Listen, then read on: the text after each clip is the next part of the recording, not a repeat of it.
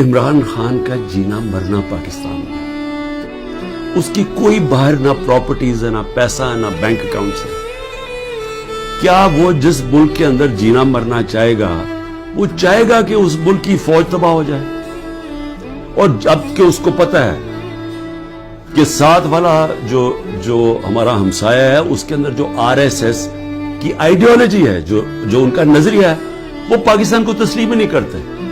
وہ جو مسلمانوں پہ ظلم کر رہے ہیں وہاں ہندوستان میں، تو ان کی تو پوری آئیڈیالوجی ہے اس چیز پہ۔ وہ تو پیچھے دیکھتے ہیں کہ جب سے مسلمان آئے ہماری ہندوستان کی تباہی ہوئی ہے۔ وہ تو ہمیں سارا ذمہ دار، ہر بری چیز کا ذمہ دار وہ مسلمانوں کو اور پھر پاکستانیوں کو ٹھہراتے ہیں۔ تو کیا عمران خان جو ایک آزاد انسان ہے، وہ چاہے گا کہ اپنی فوج کمزور ہو جائے؟